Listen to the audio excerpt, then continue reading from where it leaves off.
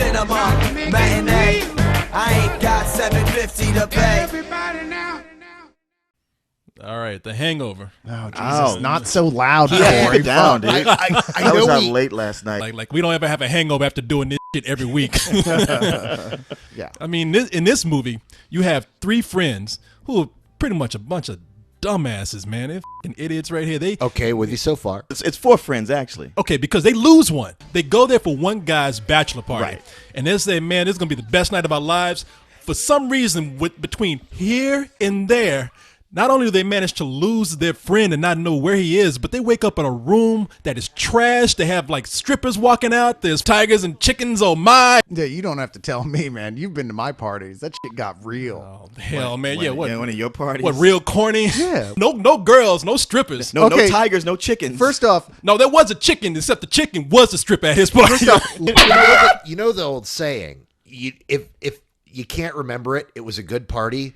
Well, they can't remember a damn thing. That's how good this party is. But the problem is, one of them is gone, and they have to figure out what the hell happened. yeah, the And- important one, the groom. And you got to find him before his wedding is within 12 hours. So this is a road movie without the road. To make this a little different, they have to go back and treat this like a mystery. It's Dude, Where's My Groom? I was going to compare it to Memento, because it is that kind of working a backwards mystery to figure out, okay, where were we and what happened? But what really sells this film is the fact that it has a really solid narrative. When they're working that mystery, you actually really are involved in the story and trying to figure out what the hell they did the night before. The reason why this movie works is because we've seen enough road movies / sex early 20s comedies. These are a bunch of guys who are near 40 and should really know better than be in this situation. It's that same type of old school personalities, bunch of old guys holding on to the old days. Well, People and would do that. this is done by the director of Old School. Yes. And Yeah, so- Todd Phillips. And Yeah. you can feel that same type of energy going on here, and it works. I got to say, I think y'all are being kind of judgmental with this whole, they're old enough to know better.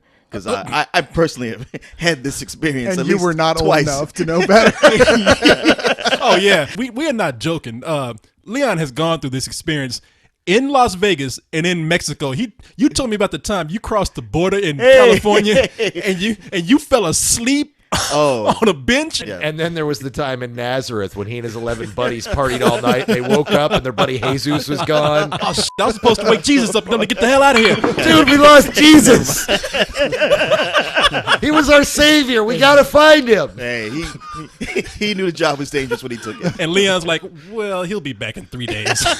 You're only so strong in these movies as your characters, and the people that got to be in this movie all work really well together. Like Bradley Cooper. I usually love that Bradley guy. Cooper, and I loved him in this. I've always felt like Bradley Cooper. He just always plays dick. yuppie jackass. Yeah. And in here, he's playing a yuppie jackass, but he's more likable because he's the guy who's holding it together. Zach Galifianakis, somebody say it. Galifianakis. Is Yeah, basically Will Ferrell from Old School. He's that man-child character Yeah. who's kind of retarded, but he's there for most of the goofy laughs. And Ed Helms is so pussy whooped that he's stupid, but he's the one who's really making the most sense out of all this.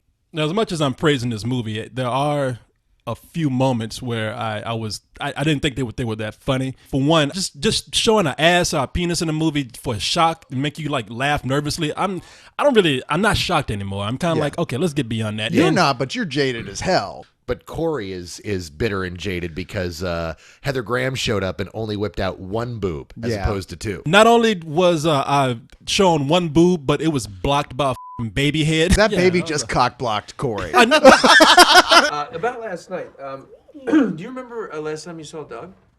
I guess it was around 1 because I had to go back to work and finish my shift. And then when I got out, I headed over to the hotel with Tyler. I got a question. You said when your shift ended, does that mean you're a nurse? Or a blackjack dealer? You know this. I'm a stripper. Mm-hmm. Well, technically I'm an escort, but stripping's a great way to meet the clients. Smart. Savvy. I mean, look, you can nitpick at this kind of movie. It's not the kind of movie for everybody. I saw Old School, and I think out of all of us, I was the one that liked it the most, so I'm kind of partial to this film. So yeah, no, it's definitely a full-price movie for me. I laughed my ass off. The chemistry works and the narrative works. It's everything I could have wanted in a movie like this. I got no real complaints about it, and I give it a enthusiastic full price. Yeah, I just can't go there. I wish I could, because there's a lot about this I did like, but most of it is just chuckling for me. And it's maybe my sense of humor a little bit different, but what can I tell you? It's just a matinee for me. But it is a very, very funny comedy that I feel I can recommend to everybody. I absolutely, I'm just going to jump in and say it. I think it's a full price movie. I think we can all relate to this because we know how crazy we get at the end of these reviews. We can barely remember that shit. Yeah. What are you talking about? I would never sully my reviews with alcohol or inebriants of any kind. Trying to make it real.